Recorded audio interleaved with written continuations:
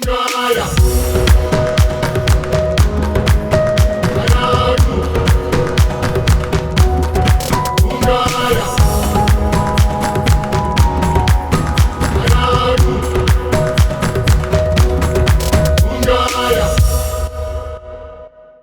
bonjour à tout le monde, je vous remercie d'être présent aujourd'hui pour ce talk où nous allons parler de design et d'entrepreneuriat créatif de façon générale. En principe, je prends les questions qui sont posées dans le formulaire pour s'inscrire à ce talk, mais j'ai changé ce formulaire, je l'ai remplacé par un formulaire MailChimp. Donc, les nouveaux inscrits, il n'y a plus la possibilité de poser les questions directement dans le formulaire, mais je vais commencer par dire, est-ce que vous avez des questions à poser de façon spécifique?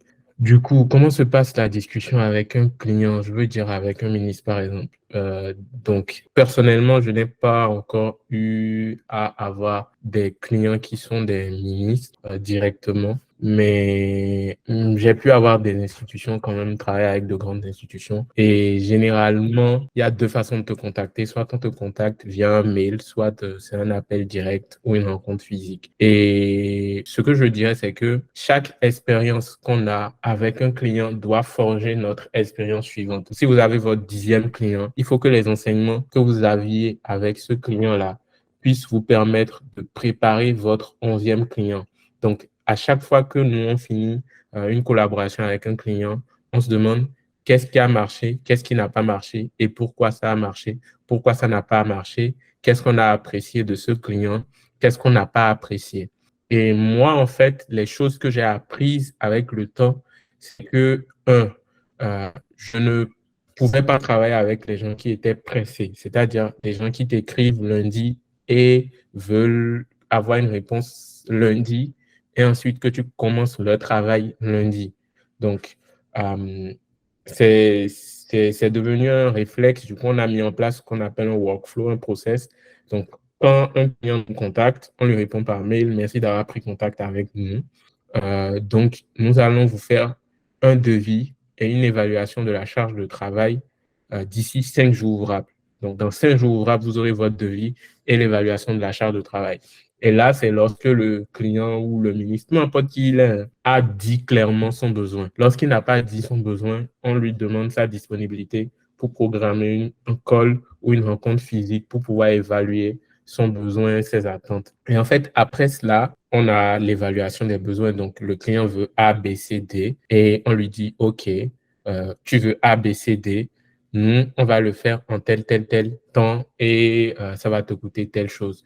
Ce que je pourrais aussi faire, je vais donner un exemple concret parce que les exemples, ça vaut mieux que les belles paroles. Je vais aller sur Notion, qui est un outil qu'on utilise en interne pour suivre les travaux avec nos clients.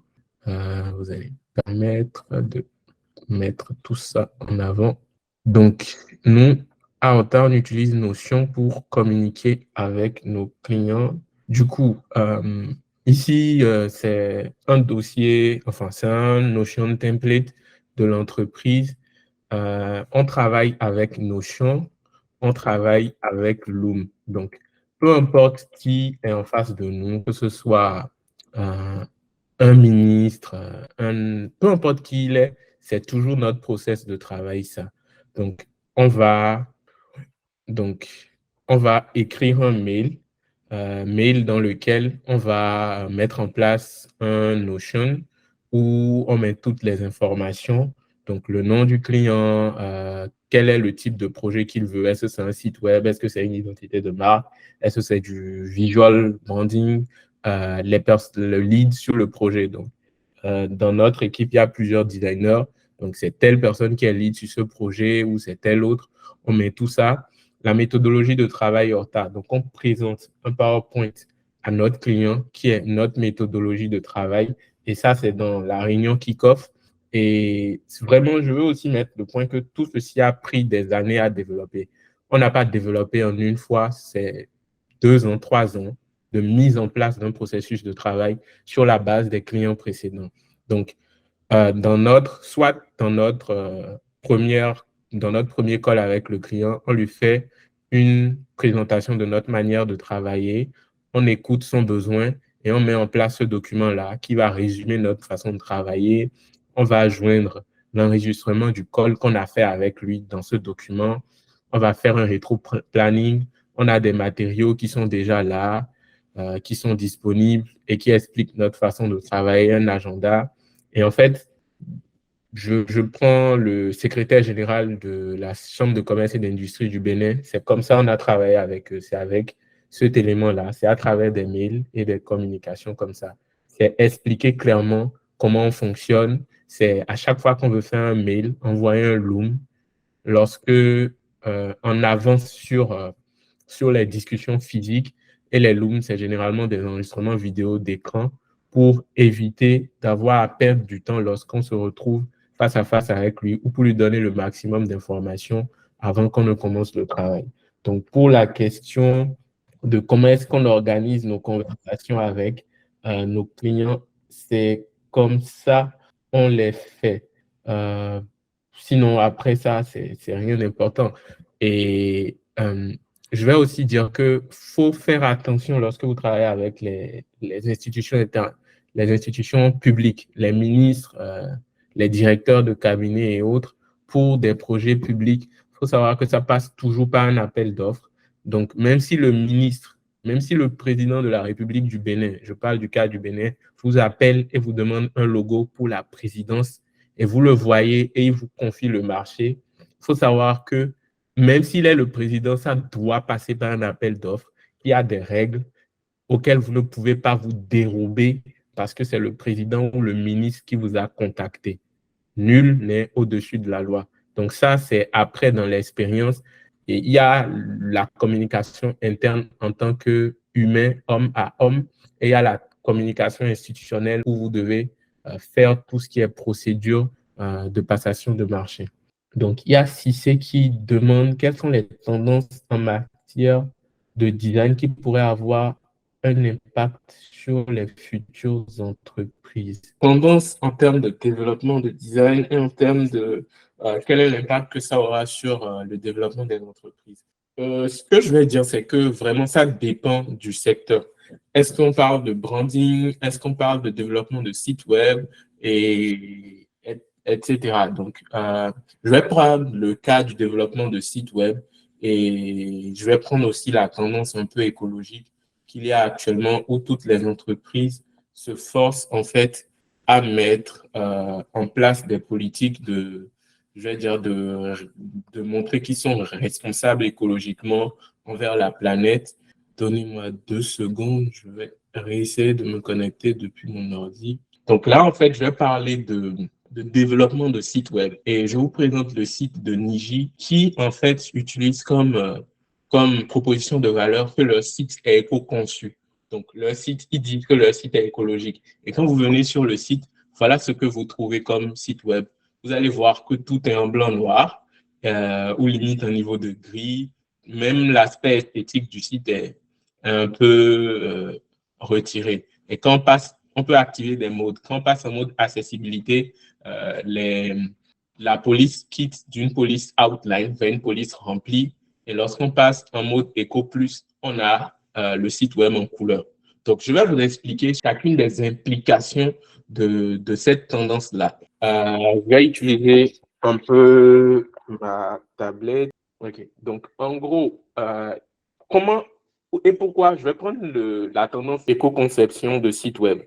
Est-ce que c'est vrai? Est-ce que faire un site en blanc-noir veut dire qu'on est éco-responsable et tout? Et pour expliquer ça, je vais prendre la communication native entre un site Internet et la personne qui le demande. Donc, la personne qui visite un site Internet vient avec soit son téléphone, soit sa tablette, soit avec son ordinateur ou son laptop. Donc, on l'appelle généralement un client. Donc, dans le langage web, on va l'appeler un client. Et ce client-là, lorsqu'il va demander un site web, il va faire ce qu'on appelle une requête à quelque chose qu'on va appeler un serveur. Je vais ouvrir un truc en plus. Donc, il va faire une requête à quelque chose qu'on va appeler un serveur. Et qu'est-ce qui va se passer lorsque notre client va faire la requête à un serveur? Déjà, il faut comprendre qu'en termes d'énergie électrique, un serveur tourne 24 heures sur 24 7 jours sur 7, 365 jours sur 365 jours. Du coup, les serveurs vont généralement consommer énormément de courant électrique parce qu'on ne peut jamais les éteindre. Et en fait, à chaque requête client vers le serveur, il y aura en fait le serveur qui va tourner. Ce serveur-là, il va tourner pour générer la page que le client a demandé. Donc, quand on va taper, je ne sais pas, niji.fr dans notre ordinateur ou dans notre onglet de navigation, on va envoyer une requête à un serveur. Le serveur, il va aller chercher dans le disque dur les fichiers .php, .javascript, .css, .html et envoyer à nous, notre ordinateur, un fichier HTML et CSS parce que nous, notre ordinateur, il ne comprend pas PHP. Bon, ici aussi, il va envoyer du JS, du JavaScript. Donc, en fait, désolé pour ce schéma un peu grossier là, mais c'est ce qui va se passer.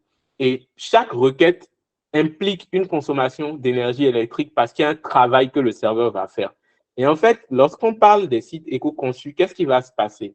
Au lieu que à chaque fois, c'est un peu comme si vous allez au bar, hein, donc vous êtes le client, vous rencontrez le serveur, vous lui faites une demande. Donc, normalement, le serveur, il va traiter et générer votre réponse. Traiter et générer.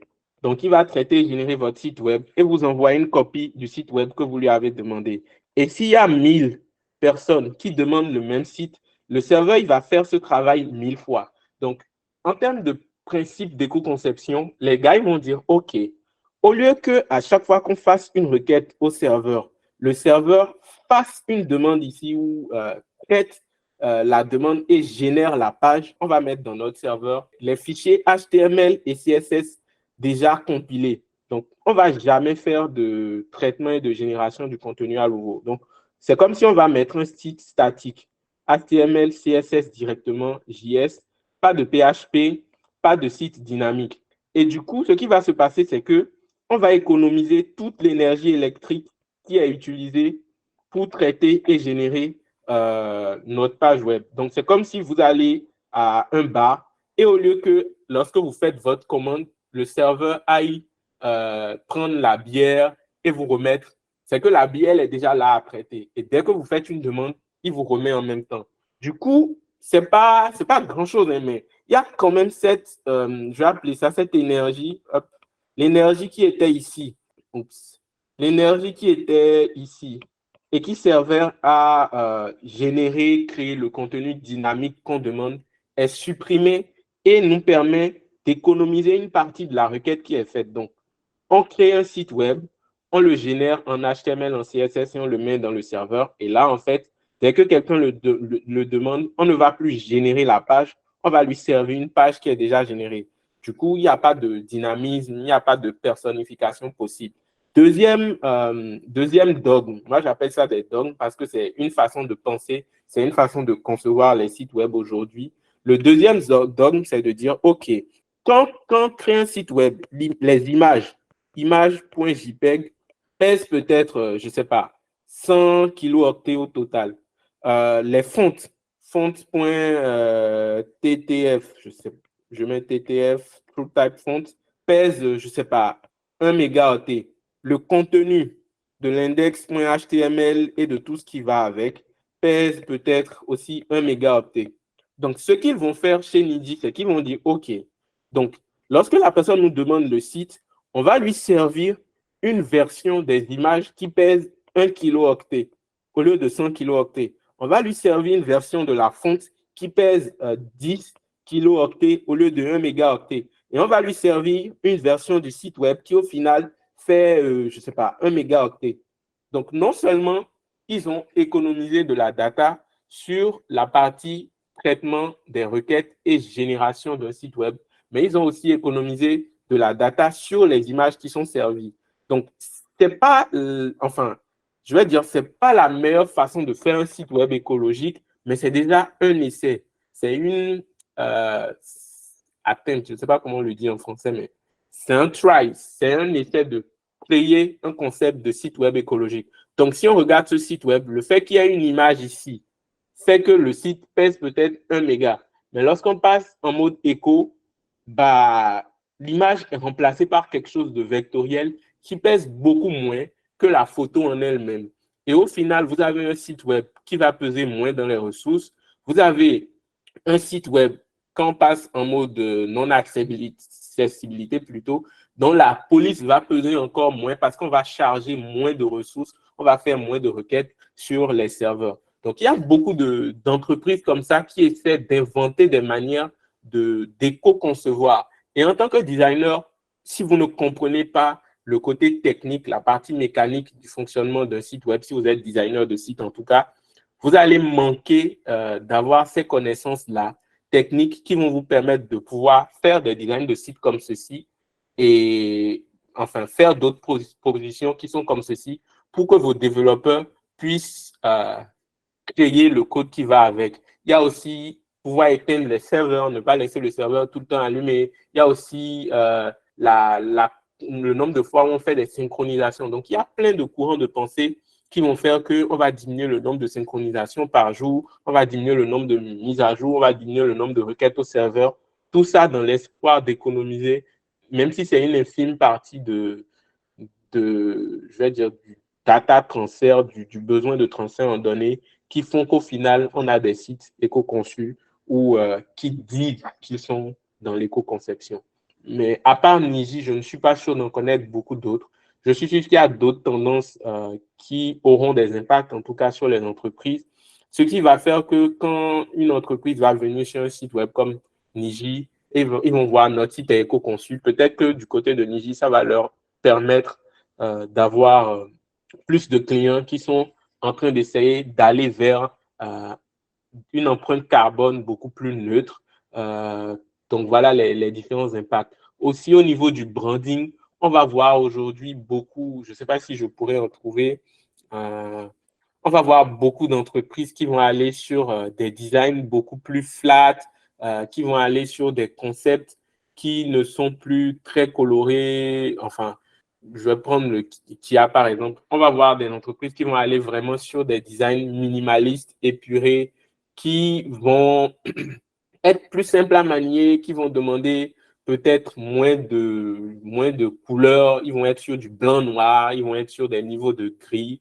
Et ça va faire qu'au final, en impression ou dans le développement de la marque, on aura beaucoup moins d'empreintes carbone dans l'utilisation ou dans la création des enseignes ou des panneaux publicitaires dans la ville. En fait, c'est pas grand-chose, mais c'est de petites actions, c'est de petites intentions qui, mises ensemble, mis côte à côte, vont vraiment aider ces entreprises-là à être dans la dynamique, pas à avoir complètement, mais à être dans la dynamique d'avoir une empreinte carbone réduite. Donc, voilà ce que je peux dire sur cette question. Qu'est-ce qui m'a poussé à créer Horta Service? Quels sont les challenges que j'ai rencontrés au début? En réalité, créer Horta Service, c'était un peu, pour moi, de nuance. Si je savais tout ce que ça impliquait d'avoir une entreprise au début, peut-être que je n'aurais pas créé. Donc, au départ, moi, j'ai toujours voulu, depuis tout petit, être entrepreneur, être riche. Je vais le dire aussi comme ça parce que c'est peut-être un biais du départ. Être riche, être entrepreneur et je vais dire aussi, j'avais aussi la naïveté que je pouvais changer le monde. Donc, il y avait un peu de tout ça qui m'a poussé à créer mon entreprise au départ. Et du coup, comment est-ce que j'ai commencé? Ce qui m'a poussé vraiment à formaliser l'entreprise, c'est, comment on appelle ça? Je voulais postuler à des appels d'offres euh, d'institutions internationales, de l'ONU, etc. Je ne sais pas si je vais retrouver. Ça s'appelle UNGN. Donc voilà, United Nations Global Marketplace. Je ne sais pas si vous voyez mon écran. Donc je voulais postuler à ces offres-là. Je cherchais en fait comment pouvoir postuler à ces offres de l'UNFPA, de UNICEF au Bénin, bref, des organismes des Nations Unies au Bénin. Et à chaque fois, je rencontrais un problème, c'est que je n'avais pas une entreprise. Et il fallait une entreprise formalisée, il fallait un registre de commerce, il fallait un numéro IFU pour pouvoir postuler à ces offres-là. Et c'est ça qui a fait aussi que je suis allé vers la formalisation de mon entreprise. Et oui, c'est le désir de changer le monde, le désir de gagner de l'argent, le désir de postuler à des offres de marché public un peu sérieux, je dirais, qui m'ont amené à créer mon entreprise. Donc, au départ, on part tous avec un ensemble d'appréhensions sur ce que c'est qu'être un entrepreneur ou sur ce que c'est que d'avoir une entreprise qui est peut-être pas connectée avec la réalité des choses. Donc, une fois que j'ai créé ma boîte, c'était là, j'ai commencé par chercher les clients. C'était aussi là, j'ai commencé par proposer mes services, par faire des choses et par travailler. J'ai travaillé les 2 premières années toute seule et c'est à partir de la 2e année que j'ai commencé par recruter les premières personnes, les premiers collaborateurs. Du coup, c'est un peu ce que je peux dire sur comment j'ai commencé et sur ce qui m'a poussé. Mais aujourd'hui, en 2023, Horta Service aura 5 ans et ce n'est pas du tout, ce n'est alors pas du tout alors les intentions qui m'ont poussé à commencer, qui me poussent à continuer. C'est plus du tout la même chose, c'est plus du tout les mêmes intentions. Il y a beaucoup de maturité que j'ai acquis, il y a beaucoup de choses qui ont changé, il y a beaucoup de choses que j'ai comprises. Par exemple, qu'une entreprise ne vous rendra pas riche. C'est l'un des premières grosses claques et que c'est pas forcément les institutions internationales qui offrent les marchés les plus intéressants. Travailler avec, je sais pas, la BCAO ne va pas forcément vous donner le plus d'argent. Il y a d'autres institutions, il y a d'autres entreprises, surtout dans le domaine du privé, même parfois des personnes, des individus qui vous donnent beaucoup plus d'argent qu'une institution privée, publique ou une grande institution vous aurait donné. Et surtout que les institutions privées, les entreprises privées, les personnes, c'est moins protocolaire. Ça demande beaucoup moins de tracasseries, ça demande beaucoup moins de moyens, vraiment beaucoup moins de travail de pouvoir travailler avec une entreprise que de pouvoir travailler avec une institution. Et au final, tu te rends compte que tu gagnes beaucoup plus d'argent à travailler avec des individus et des entreprises qu'avec des institutions. Donc, vraiment, c'est un peu comme un jeu d'attrition. C'est un jeu d'endurance où c'est la personne qui dure le plus dans le jeu qui finit par avoir les meilleurs résultats. Donc, voilà ce que je peux dire pour les questions qui m'ont été posées quand on est développeur ou quand on travaille dans le métier technique et qu'on a un client en face qui nous demande de faire quelque chose et que le client n'a pas le budget de recruter un designer, quelle est la solution?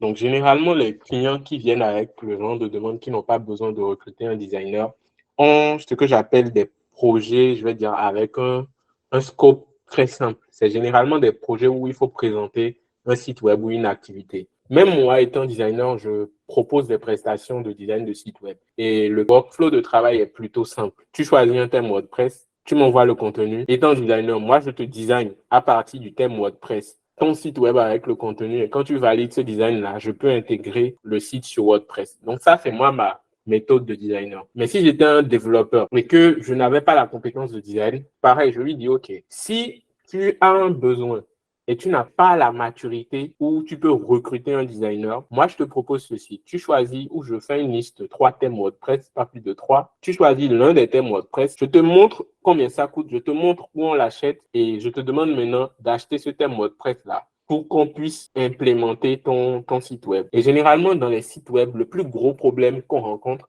moi, à mon avis, c'est le contenu. Les clients n'ont jamais le contenu pour le travail. Ils viennent avec plein d'idées, ils viennent avec des intentions. La chose qui ralentira à 99% un site web, c'est est-ce que vous avez le contenu textuel et est-ce que vous avez le contenu image? Est-ce que vous avez les photos et est-ce que vous avez du texte? Si vous n'avez pas des photos, est-ce que ça veut dire qu'on va prendre des photos sur les plateformes libres de droit, Pixel, Pexel, Flickr. Bon, Flickr, je ne prends pas comme un site de stock, mais il y a des sites vraiment Pixabay qui offrent des images de stock. Donc, quand tu résous ces 2 problèmes-là, tu n'as plus de problème, tu vois. Donc, que tu sois développeur ou designer, si tu sais utiliser WordPress ou si tu as appris à utiliser un autre outil tel que Webflow ou tout ce qu'on peut citer, c'est pas un souci. Thème, contenu, développement. Tout le monde ici peut faire ça. C'est le plus simple. Maintenant, il y a des clients qui viennent avec des demandes vraiment pointues et qui attendent un développeur ou qui attendent un développeur pour qu'il développe les compétences de designer pour leur résoudre leurs problèmes. Et moi, en fait, j'utilise une anecdote généralement pour expliquer à mes clients parce que parfois, ou la plupart du temps, je fais face à de grandes institutions. Le problème même généralement, c'est qu'ils n'ont pas les compétences en interne pour comprendre la demande qu'ils veulent faire généralement. Lorsque tu as une grande institution en interne déjà, les gens qui travaillent et qui sont au poste de décision n'ont pas la formation pour comprendre c'est quoi un designer, c'est quoi un rédacteur web et comment est-ce que le rédacteur web est différent du spécialiste en SEO et comment est-ce que le SEO et la rédaction web peuvent impacter le marketing et le positionnement du site web sur les moteurs de recherche. Comment est-ce que le positionnement du site web sur les moteurs de recherche peut impacter le trafic et la performance de l'institution. Donc, en fait, c'est pas parce qu'on est designer qu'on nous recrute. On nous recrute parce qu'on résout un problème. Et il y a aussi ce côté-là qu'on n'arrive pas à vendre au client. On n'arrive pas à le mettre face au problème qu'il rencontre pour lui dire, tu as tel problème ou tu auras tel problème, tel problème. Donc, voilà les actions à mener. Du coup, moi, j'utilise une anecdote pour expliquer à mes clients à chaque fois qu'ils me demandent un site web. Je leur dis, OK, tu es venu avec ton idée de site web et tu es venu avec ton idée ou tes idées de fonctionnalité. Mais je vais t'expliquer ce que tu m'as amené. Tu m'as amené un projet de construction d'un hôtel. Tu m'amènes un projet de construction d'un hôtel et moi, je suis architecte. En tant qu'architecte ou designer ou dessinateur architecte, tout ce que je peux faire, c'est te proposer le plan de ton futur hôtel. Et dans ce plan-là, je vais penser l'orientation du vent pour que ce soit bien aéré. Je vais penser l'utilisation de l'espace pour que tu aies le plus de chambres possible. Donc, tout ça, en fait, c'est de la partie conception. Mais derrière, en fait, il te faut de bons ingénieurs. Parce que si tu veux construire un hôtel, tu ne peux pas aller juste prendre des maçons pour qu'ils te construisent ta maison, mais tu as besoin d'ingénierie, tu as besoin de gens spécialisés dans les bâtiments pour te construire l'architecture que je vais dessiner. Et en fait, une fois que j'ai les maçons, les personnes techniques ou les ingénieurs ont travaillé ensemble et ont fini de construire la structure, tu as encore besoin d'une autre catégorie de personnes qui vont venir meubler, apporter les vitres, mettre la couche de peinture. Donc, un côté esthétique. C'est pas les designers, même si leur travail est dirigé par les designers, c'est quand même une catégorie de professionnels. Et une fois que tu as fini, que tu as ton hôtel, tu n'as pas encore de clients. Donc, les clients, ils pensent qu'avoir un site web, c'est avoir un client. Donc, je leur dis généralement, je veux que tu saches que construire le plus beau hôtel du monde ne veut pas dire que tu as des clients et tu as des gens qui habitent cet hôtel-là. Pour que des gens habitent cet hôtel, tu dois mettre en place une stratégie de communication, une stratégie marketing, faire la pub de ton hôtel pour que les gens puissent venir. Et faire cette pub-là et mettre en avant cet hôtel ou ce beau hôtel que tu viens de construire nécessite un autre métier. Tu ne vas pas demander à ton maçon de te faire le plan d'architecture de ta maison, de te construire la maison et de faire venir des gens dans ta maison. Donc, le plan, la partie plan architecture, c'est le rôle du designer. La partie ingénierie construction, c'est le rôle du développeur ou des développeurs. La partie marketing ou vente du site web, c'est le rôle du marketeur et des spécialistes en SEO, Search Engine Optimization. Du coup, tu as besoin de tous ces métiers-là pour avoir le résultat.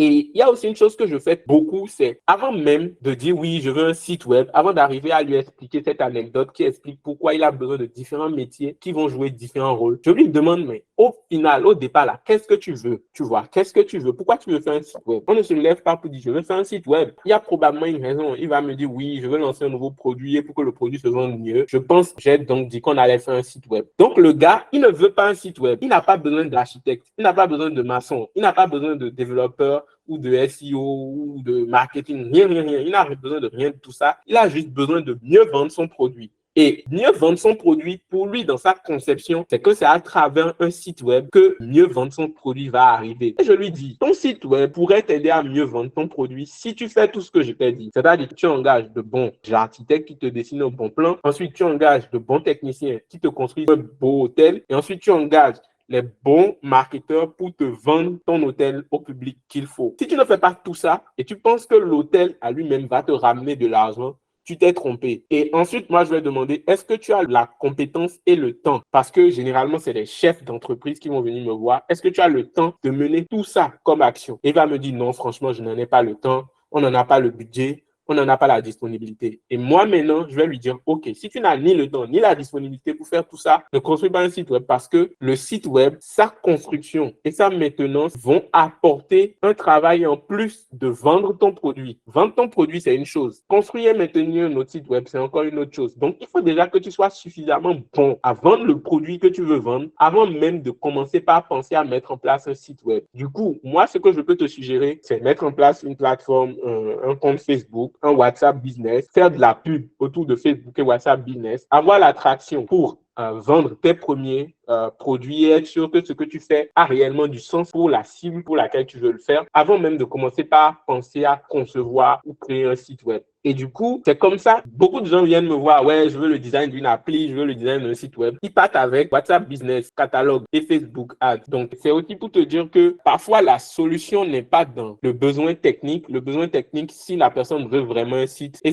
on sait que c'est un site de présentation de ses offres ou de son entreprise, quelque chose sur WordPress suffit, ou un site web statique en HTML, CSS. Et là, ça veut dire qu'il va vraiment payer pour le design et il va payer pour le développement et il saura que c'est juste une landing page qu'il veut avec un design particulier, qu'à part ça, il n'y aura rien d'autre. Et que du coup, le temps de design va prendre du temps, le temps de développement va prendre du temps aussi parce que le designer aura fait un design custom et que le développeur aura besoin d'un temps d'ingénierie pour développer la plateforme qui a été designée par le designer. Donc, voilà un peu comment moi, je traite mes clients sur ce genre de demande-là, où je ne vais pas juste dire, OK, vous avez besoin d'un site web, je me mets à coder ou j'appelle un ami développeur. Je m'assure que ce que le client veut, il est sûr qu'il a compris et les implications que ça importe, il est sûr qu'il a compris. Et je m'assure que si son objectif est de vendre, que mon intervention l'aide vraiment à vendre et non m'aide, moi, à avoir un nouveau client ou à avoir une entrée d'argent.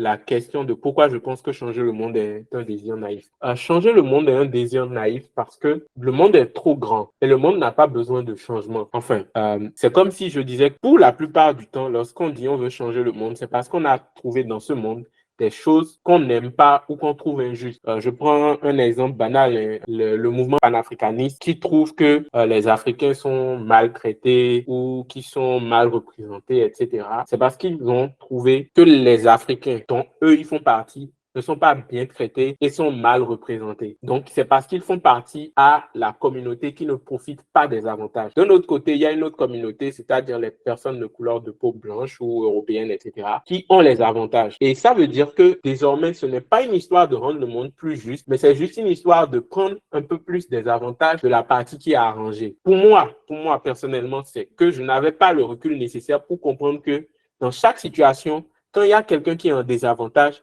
il y a quelqu'un qui est en avantage et du coup, être dans la catégorie des désavantagés et vouloir rendre les choses plus justes, c'est juste essayer de prendre des avantages des autres. Et que ce n'est pas un désir noble, mais c'est juste un désir de guerre. Quand tu veux arracher leurs privilèges et leurs avantages aux autres, que les autres pensent qu'il est juste pour eux de l'avoir ou pas, ça reste quand même arraché à quelqu'un d'autre ce qu'il a. J'enlève le côté bisounours, oui, il faut de l'égalité, de la justice. C'est ce que moi j'ai compris. Ensuite, lorsque tu penses que tu peux ou tu veux changer le monde, c'est comme si tu te lèves et tu veux désormais que le soleil se lève au nord et se couche au sud. Ce n'est pas possible. Le monde est régi par un ensemble de principes, par un ensemble de règles. Le monde, en tout cas, le monde là, il est régi par un ensemble de principes et un ensemble de règles qui est immuable. Et la meilleure façon de prendre profit ou de tirer profit de ce monde, c'est de comprendre les règles et de jouer avec les règles. C'est comprendre les règles comme dans lesquelles ils fonctionnent et jouer avec. Quand tu vas dans la forêt, il n'y a pas de droit de l'homme, tu vois.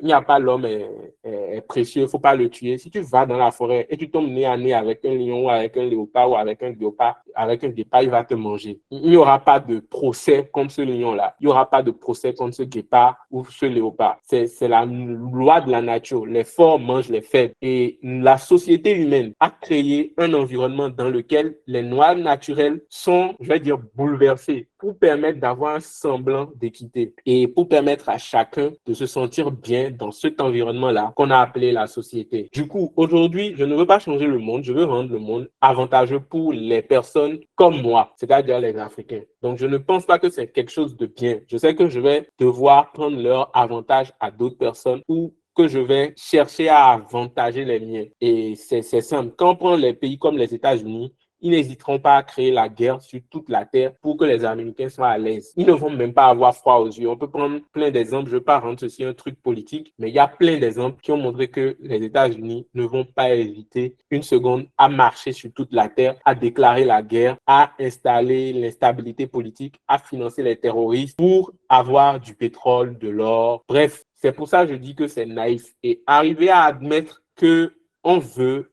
que le monde soit un peu plus injuste, mais injuste, penché vers notre cause, pour moi, c'est réaliser que, bon, à partir de là, on peut changer les choses pour nous, mais pas pour le monde. Maintenant, pour la question de comment expliquer l'utilité d'un designer à un client. Ici, on parle de domaine du graphisme. Franchement, je vais prendre nos domaines d'activité quand on est graphiste, illustrateur, designer graphique, designer de site web. Je les appelle des domaines spécialisés. En gros, lorsque quelqu'un n'a pas besoin d'un cardiologue, tu ne vas pas lui expliquer l'utilité d'un cardiologue. Il ne va pas comprendre. Le jour où il a un problème de cœur, il comprend directement. Lorsque tu es spécialiste, je ne sais pas, du cerveau ou des maladies qui affectent le cerveau, tu n'es pas un médecin généraliste. Lorsqu'on a mal au ventre, on va te voir. Tu es le gars qu'on vient voir lorsque vraiment on se rend compte que le problème qu'on a est un problème spécial, est un problème particulier. Et le généraliste, la personne va d'abord chez le généraliste et le généraliste lui dit, pour ce problème-là, tu as besoin d'un spécialiste. Prenons un exemple terre à terre, on va revenir au cas de Cissé. Un client vient le voir et dit, je veux créer le prochain Facebook. Donc, je vais créer mon réseau social, j'ai besoin de développeurs. Et lui dit, mais pour ton développement-là, tu as besoin d'un designer. Donc, la personne est allée voir le généraliste. La personne est allée voir dans sa conception la personne qu'il pense capable d'apporter la réponse à son problème. Et c'est ce généraliste-là qui lui indique le spécialiste. Et ça vient aussi à la prospection. Si vous êtes un spécialiste, vous ne faites pas une pub généralement. On vous recommande, lorsque quelqu'un vient avec un problème spécifique, vous pouvez faire une pub, vous pouvez faire la prospection, ça aussi ça marche, je vais en revenir. Mais sachez que vous aurez une grande partie de votre trafic qui va venir par recommandation. Lorsque j'aurai besoin d'illustration, je vais appeler Ken Arrosan qui est dans ce call. Je peux appeler Melsico Bakete, je peux appeler encore qui Yannick Sonon. En fait, les illustrateurs au Bénin avec lesquels moi, Olafemi Adinda, je suis prêt à travailler, je peux les compter au bout des doigts. Ken, Melsico, Yannick. Et pour chacun, je connais ses forces, je connais ses faiblesses et je connais quelle typologie de contrat, quelle durée. Enfin, bref, tu sais en fait qui est mieux à faire quoi et comment. Et ça aussi, c'est quelque chose d'important. Du coup, quand vous êtes un designer, comment est-ce que vous montrez votre importance à votre client? Il y a le côté bullshitting. Je dis bullshitting parce que dis au client, oui, tu sais, lorsque tu vas améliorer ton branding, ton chiffre d'affaires va croître. Tu n'as aucune valeur réelle qui est capable de montrer à ton client comment est-ce que son chiffre d'affaires va croître s'il améliore son branding. Si à partir d'aujourd'hui, dès que tu as un client, tu lui demandes quel est votre chiffre d'affaires, est-ce que vous pouvez me montrer vos comptes? En tant que designer, est-ce que vous pouvez me montrer vos comptes ou bien est-ce que vous pouvez partager avec nous votre dernier avis d'imposition? Il te donne son dernier avis d'imposition et c'est de 1 million de francs CFA. Ou bien son chiffre d'affaires de l'année passée est de 4 millions. Et tu dis, OK, moi, lorsque je ferai le branding pour vous, si vous couplez ça avec une stratégie marketing correcte, je vous promets de multiplier vos revenus par 2. Donc, de passer de 4 millions de chiffre d'affaires à 8 millions. Et à la fin de l'année où tu mets en place le branding et la stratégie marketing, la personne te ramène encore son avis d'imposition et tu vois 8 millions, où c'est passé de 4 millions à 8 millions. Tu peux maintenant aller voir les clients et leur dire, moi, designer A, lorsque je travaille avec des clients, je travaille avec des preuves. Voilà l'entreprise A, en début d'année, voilà son avis d'imposition, elle avait 4 millions. On a fait le branding en tel mois, on a fait X, Y, Z, ils sont passés à 8 millions. Avant, ils avaient 100 abonnés sur Facebook. Quand on a fait le branding, ils sont passés à 1000 abonnés. Ce n'est pas seulement que les 100 abonnés sont passés à 1000 abonnés, mais sur ces 1000 abonnés-là, il y en a 10 qui sont devenus des clients récurrents. Et l'environnement béninois n'est pas un environnement métrique, généralement. Je parle de l'environnement béninois, ce n'est pas pour les autres environnements. Et en tant que designer, la plupart des designers sont des passionnés du graphisme et non des businessmen. Ils ne pensent pas business, ils ne pensent pas métriques, ils ne pensent pas KPI, ils ne pensent pas comment est-ce que je peux mettre en place des indicateurs de performance pour pouvoir utiliser ces indicateurs de performance-là pour convaincre mes prochains clients. Du coup, montrer la valeur d'un designer est vraiment subjectif et ce n'est que les clients qui connaissent la valeur du design qui viendront facilement. Et ensuite, les clients auxquels on devra montrer la valeur du design, ce n'est pas en soi aux designers de faire ce travail, mais c'est généralement aux écoles de design de former ou d'emmener les gens dans un environnement à comprendre la valeur du designer. Et au Bénin, on parlera de EIGB, on parlera d'Africa Design School. C'est ces institutions-là qui vont mettre en avant les travaux de leurs étudiants, inviter des chefs d'entreprise pour venir voir, OK, regardez, voilà ce qu'il y avait avant, nos étudiants ont travaillé, voilà ce qu'on a eu après. Et ainsi, montrer la valeur du design. Maintenant, en tant que designer, parce que c'est comme si je fuis la question, mais en tant que designer, ce que vous pourrez faire pour montrer la valeur de votre travail, c'est à partir d'aujourd'hui, penser business, mettre en place des KPI. Et après avoir mis en place les KPI, c'est aussi connaître votre métier et savoir quels sont les leviers d'impact que vous pouvez avoir. Si vous faites du design de packaging, c'est-à-dire après mon design de packaging, on va faire des tests et on va voir combien de tes clients aiment le nouveau, ou enfin c'est très subjectif, donc c'est pas scientifique, c'est pas une science. Si vous êtes un designer web, par contre, vous pouvez regarder les taux de conversion, les taux de rebond, le temps que les gens passent sur les sites web après que vous ayez implémenté un design. Et là, il faudra vraiment mettre en place de sérieux KPI pour suivre les performances des entreprises quand vous intervenez chez eux. Au niveau de la prospection, je pense, j'en ai parlé plusieurs fois, c'est pour ça que je disais que j'allais venir à la fin. Aujourd'hui, je ne fais plus beaucoup de prospection parce que, je vais l'expliquer, quand vous prenez le temps qui est disponible dans 24 heures, vous avez un temps pour apprendre, vous avez un temps pour exécuter le travail et vous avez un temps pour chercher le client. Et en fait, c'est que lorsqu'on est designer freelance où le tout est mélangé. Sinon, aujourd'hui, dans ma position de agence, je suis en mode, OK, si on doit faire de la prospection, il faut qu'on recrute quelqu'un qui soit chargé de la prospection. Puisque moi, mon boulot, c'est de contrôler le travail de tout le monde, de donner des feedbacks, de gérer la communication avec les clients, je ne peux pas enlever de mon heure productive pour aller faire dans la prospection. Parce que quand vous faites quelque chose, il faut savoir qu'est-ce qui vous ramène réellement du revenu. Est-ce que c'est faire le design ou bien est-ce que c'est chercher le client? Dans votre structure là, en tant que freelance, vous n'avez pas le choix et vous faites tout. Mais aujourd'hui, moi, c'est ça, moi, ma question. Donc, ça fait que je ne fais plus beaucoup de prospection. Les seules choses que je fais, c'est écrire sur LinkedIn. Mais au début, une fois encore, je le dis, j'allais à toutes les conférences. Dès qu'on dit qu'il y a événement, conférence, n'importe où, j'y vais. Et même lorsque je suis arrivé en place, en France, j'ai mis en place ça. Il y a une plateforme qui s'appelle Eventbrite. Les 2 premiers mois que j'ai fait en France, je suis allé à plein de rencontres Eventbrite. J'y allais tout le temps, enfin, dans les événements, rencontrer des gens. Je me présente, je dis voilà, je suis tel, je fais ceci, je fais cela. Là, du 14 au 17 juin, j'irai à Vivatech Paris, qui est un événement qui rassemble plein de startups tech. Et c'est, en gros, je suis en train de reprendre la prospection. Donc, j'irai à Vivatech Paris, j'irai avec le portfolio de l'entreprise, j'irai avec des cartes de visite et je vais pitcher mon entreprise à plusieurs personnes, leur montrer notre portfolio, leur montrer ce qu'on a déjà fait, leur montrer ce qu'on sait faire, etc.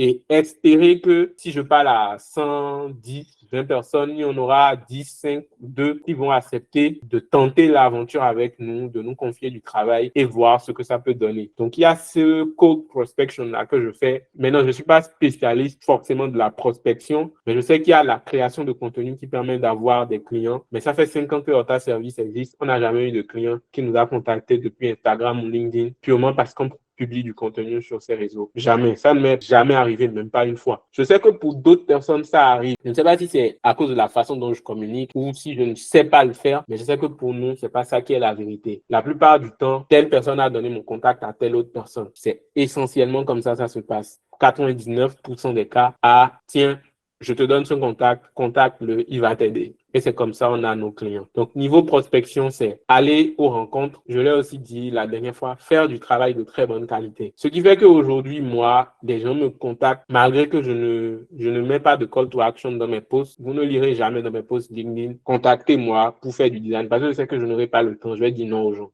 Donc, je ne mets pas de CTA. C'est la recommandation. Et si les gens me recommandent, c'est parce que je mets vraiment un grand honneur à faire du travail de qualité. Le travail de qualité, une expérience client de qualité, c'est le meilleur argument marketing que vous aurez. Parce que les gens, quand ils vont vivre cette expérience de qualité, quand ils vont vivre ce travail ou quand ils vont recevoir ce travail de qualité, même s'ils ne vous aiment pas, votre personne, ils vont apprécier, respecter et aimer votre travail et vous recommander. Donc, voilà ce que je peux dire pour la prospection. Maintenant, je sais que si vous créez de façon régulière du contenu, vous êtes au début, vous n'avez rien à perdre, ou vous êtes au milieu, vous n'avez rien à perdre. Je ne suis pas arrivé, je suis encore à mes débuts, mais plus aussi débutant que ça, parce que ça fait quand même 9 ans, 5 ans mon entreprise, 9 ans dans le design. Je sais que si vous créez du contenu de façon régulière, et c'est ça ce qui est difficile, pendant un certain nombre de temps, il n'y a rien à faire. Produisez du contenu, mettez le CTA, soyez disponible, soyez à l'écoute, vous aurez vos clients. C'est comme ça que j'ai commencé et je suis